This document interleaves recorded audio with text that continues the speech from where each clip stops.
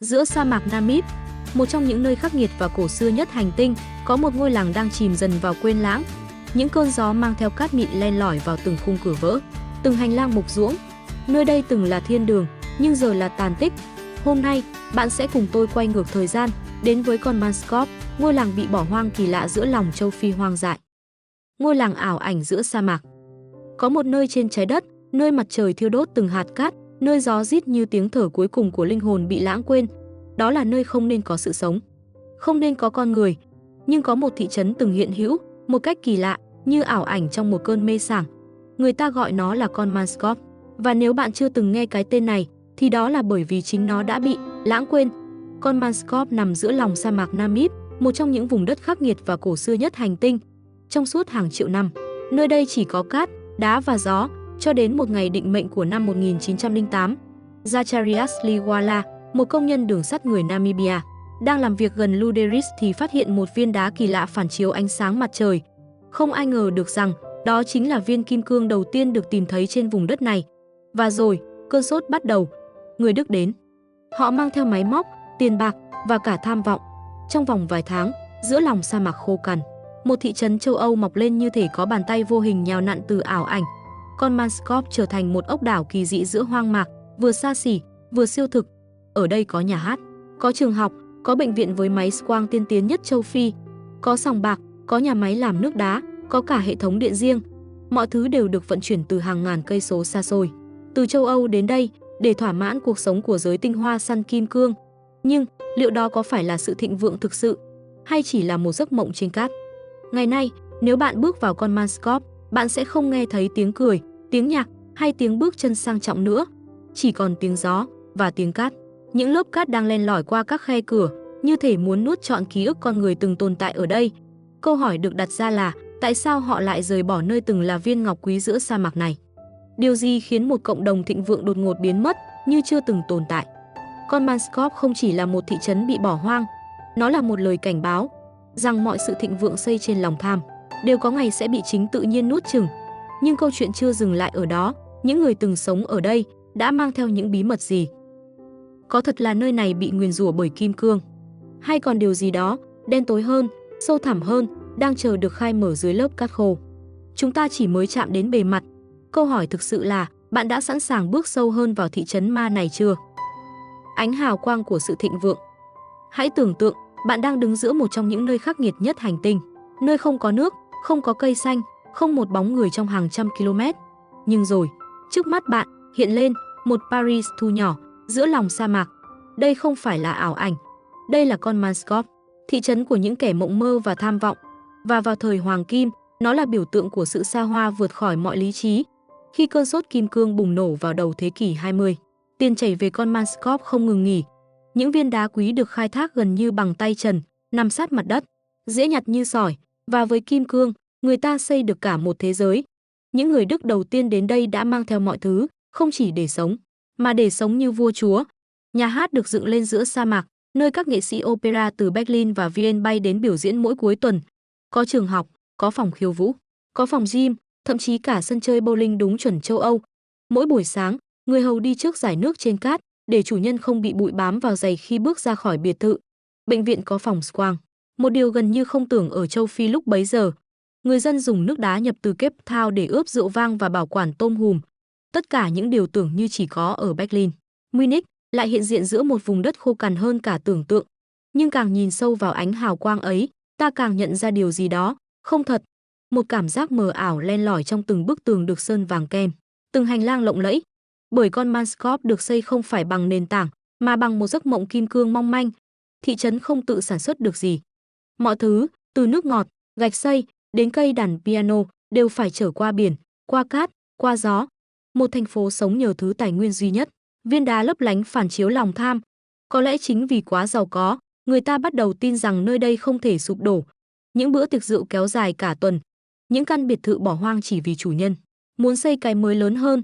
Một vùng đất chưa từng có nguồn nước tự nhiên lại dám mơ đến những đài phun nước. Nhưng sa mạc không bao giờ ngủ, gió không ngừng thổi, cát không ngừng bò vào từng khe nứt nhỏ nhất, và phía sau ánh đèn vàng ấm áp kia là một cơn bão đang âm thầm hình thành. Konmanskorp, trong tất cả sự phô trương, xa hoa và lộng lẫy, thực chất là một lâu đài trên cát, theo đúng nghĩa đen. Và cũng như mọi lâu đài cát từng được xây trong gió, nó không thể trụ vững trước thời gian. Thời gian không chỉ tàn phá, nó vạch trần. Và con Manscop từng là biểu tượng của một giấc mơ châu Âu giữa châu Phi hoang dại, giờ chỉ còn là vỏ bọc, một khung xương hóa đá giữa sa mạc rực lửa. Nhưng điều gì đã khiến ánh hào quang này vụt tắt chỉ trong vài thập kỷ? Tại sao một thị trấn giàu có đến mức thừa mứa lại biến mất chỉ trong một đêm? Chúng ta vẫn chưa biết hết. Nhưng ở phần tiếp theo, bạn sẽ hiểu rằng ánh sáng rực rỡ nhất cũng là ánh sáng tàn lụi nhanh nhất. Sự suy tàn, lời nguyền kim cương. Mọi ánh sáng rực rỡ đều để lại cái bóng, và con Manscop, thị trấn kim cương giữa sa mạc, không phải là ngoại lệ. Sau 3 thập kỷ sống trong xa hoa, những bữa tiệc sâm banh và tiếng nhạc vang dưới ánh đèn chùm, thị trấn này đột ngột rơi vào im lặng. Không còi tàu, không tiếng trẻ em, không ai quay đầu lại. Năm 1928, chỉ cách con Manscop 270 cây số về phía nam, một mỏ kim cương khổng lồ được phát hiện tại Oranjemund. Kim cương ở đó nhiều hơn, dễ khai thác hơn, và quan trọng nhất, rẻ hơn. Con Manscop, như một món đồ chơi sang trọng nhưng lạc hậu, lập tức bị bỏ rơi. Những người từng tiệc tùng mỗi tối bắt đầu biến mất, tàu dần dừng chạy. Nhà cửa bị khóa vội vàng, như thể chủ nhân chỉ rời đi vài ngày, nhưng mãi mãi không quay lại. Người ta gọi đây là một sự sụp đổ kinh tế, nhưng có thật chỉ là kinh tế. Những người cuối cùng rời con Manscop kể lại, vào những đêm không trăng, họ nghe thấy tiếng chân đi trên cát. Dù không ai bên ngoài, có người còn thề rằng đã thấy một người phụ nữ mặc váy trắng đứng bên cửa sổ tầng 2, nơi đã bị bịt kín từ nhiều năm trước. Lời đồn lan ra. Người dân bản địa tránh xa thị trấn. Họ gọi con Manscop bằng một cái tên khác, thành phố bị nguyền rủa bởi kim cương máu. Và rồi, một bí ẩn được nhắc lại, tại sao một bệnh viện nhỏ ở giữa sa mạc lại sở hữu máy X-quang hiện đại nhất châu Phi, chỉ vài năm sau khi công nghệ này được phát minh. Có người tin, người Đức không chỉ đến đây vì kim cương, mà còn vì thí nghiệm. Dưới vỏ bọc thị trấn mộng mơ, con Manscop có thể từng là phòng thí nghiệm sinh học, phóng xạ, bí mật, nơi những điều không nên biết đã xảy ra. Những ca tử vong không rõ nguyên nhân. Những cuộc mổ xẻ không ghi trong sổ y tế. Và cả hồ sơ bệnh án biến mất sau một đêm bão cát. Lời nguyền kim cương không phải là mê tín. Nó là hệ quả của lòng tham bị che giấu bởi ánh sáng giả tạo. Kim cương được sinh ra trong áp lực, nhưng cũng có thể hủy diệt trong im lặng. Năm 1956, con Manscop chính thức bị bỏ hoang. Và từ đó, nó bắt đầu biến mất từng ngày, từng giờ, trong tiếng gió. Sa mạc dần xóa đi dấu vết con người, như thể thiên nhiên muốn chôn giấu bí mật này mãi mãi. Nhưng, mỗi năm, hàng ngàn du khách vẫn tìm đến con Manscop, không phải để tìm kim cương, mà để tìm câu trả lời cho những bóng ma chưa ngủ yên. Có gì trong những ngôi nhà đầy cát đó? Thị trấn bị bỏ hoang, hay chính chúng ta mới là người bị bỏ rơi bởi lịch sử? Con Manscop, nơi những viên kim cương không chỉ phản chiếu ánh sáng, mà còn soi rọi mặt tối của con người. Và nếu bạn từng nghĩ chỉ có sa mạc là bất biến, thì hãy nhìn vào con Manscop, nơi mọi thứ từng rực rỡ, giờ nằm im lìm dưới lời nguyền kim cương. Di tích cát, ngôi làng bị nuốt chửng. Có những nơi trên thế giới, thời gian chỉ trôi. Nhưng ở đây, tại con Manscop, thời gian ăn mòn. Không chỉ là thị trấn bị bỏ hoang, mà là thị trấn đang bị chính sa mạc nuốt chửng. Cát không ngừng bò vào từng ngõ ngách. Nó trèo lên bồn tắm, tràn qua bàn học trẻ thơ, lấp đầy những chiếc đàn piano không còn ai chơi. Từ từ, lặng lẽ, nhưng không thể ngăn cản. Con Manscop hôm nay là một bức tranh siêu thực, nơi kiến trúc châu Âu tan chảy trong lòng chảo Sahara. Những ngôi nhà không còn cửa, những bức tường chỉ còn là khung xương, sàn nhà biến thành biển cát mịn. Mỗi bước chân lún sâu vào ký ức, cảm giác như bạn đang bước vào giấc mơ hay cơn ác mộng. Nơi đây từng là biểu tượng của con người chinh phục thiên nhiên. Nhưng rồi, như mọi giấc mơ nhân loại từng cố gắng dựng nên giữa những vùng đất bất trị, thiên nhiên đã giành lại nó. Gió là họa sĩ và cát là cỏ. Từng ngày, sa mạc vẽ lại con Manscop theo cách riêng của nó, không màu sơn, không bản thiết kế, chỉ có sự lãng quên được điêu khắc thành hình. Mỗi năm, con Manscop chìm sâu hơn vài phân dưới cát. Mỗi cơn gió lớn, một phần quá khứ lại bị cuốn đi. Du khách gọi đây là ngôi làng ma bị chôn sống. Nhiếp ảnh gia săn đón con Manscop như kho báu huyền thoại, nơi ánh sáng sa mạc xuyên qua khung cửa mục nát tạo ra những khoảnh khắc siêu hình. Nhưng có điều gì đó không ai giải thích được. Mỗi bức ảnh chụp trong con Manscop dường như đều thiếu một người, một bóng mờ, một cánh cửa tự mở, một tấm gương phản chiếu, không ai đứng đó. Một số nhà nghiên cứu tin rằng con Manscop là vết thương lịch sử chưa lành, một ký ức tập thể bị chôn vùi, không chỉ vì lòng tham, mà vì sự lãng quên có chủ đích, có thật chỉ là kim cương cạn kiệt. Hay con Manscop đã chứng kiến một điều gì đó không nên được biết, một sai lầm, một thử nghiệm, một bí mật? Không ai trả lời, bởi những người biết đã biến mất hoặc chọn im lặng.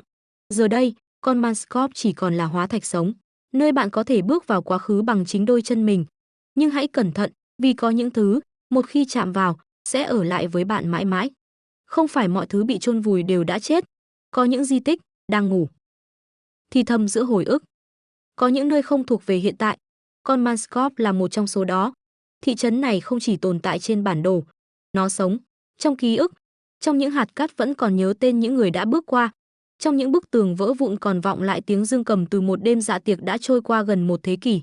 Người ta đến đây không phải chỉ để nhìn, họ đến để nghe tiếng gió thì thầm, những câu chuyện không ai kể nữa, những bí mật từng bị chôn sâu dưới cát, nhưng nay lại tự mình rỉ ra từng giọt, như máu thấm từ một vết thương chưa lành. Trong khoảnh khắc, bạn sẽ cảm thấy như có ai đó vừa bước ngang qua sau lưng, một ánh nhìn từ bức tranh phai màu, một tiếng thở dài nhẹ đến mức bạn không chắc đó là gió, hay linh hồn ai đó còn mắc kẹt lại nơi đây. Có những lời đồn rằng, vào những đêm trăng tròn, con Manscop vẫn phát sáng. Không phải bởi đèn, mà bởi những ký ức chưa buông bỏ. Người ta nói, có người từng nghe thấy bài hát cuối cùng vang lên từ sảnh tiệc, nơi đã bị chôn dưới lớp cát dày gần 2 mét. Một giai điệu không ai biết tên, nhưng ai cũng cảm thấy quen thuộc, như tiếng ru của quá khứ. Vậy, con Manscop thực sự là gì? Một thị trấn chết, hay một kho lưu trữ ký ức sống, nơi thời gian không trôi mà quay vòng như vòng xoáy cát? Con Manscop không đòi hỏi sự thương hại, nó thì thầm nhẹ thôi, cho những ai chịu lắng nghe, rằng tất cả ánh hào quang đều để lại bóng tối, rằng mỗi giấc mơ loài người để lại dấu vết, dù bị chôn lấp, vẫn có thể trỗi dậy trong một đêm gió Namib bất ngờ nổi lên. Nếu bạn thấy câu chuyện này hấp dẫn, đừng quên like, subscribe và bật chuông để cùng kênh TV Quang Thanh khám phá thêm những bí ẩn bị lãng quên trên khắp thế giới. Chúng ta sẽ còn rất nhiều hành trình kỳ lạ nữa, và biết đâu, bạn sẽ là người đầu tiên khám phá bí mật tiếp theo của lịch sử.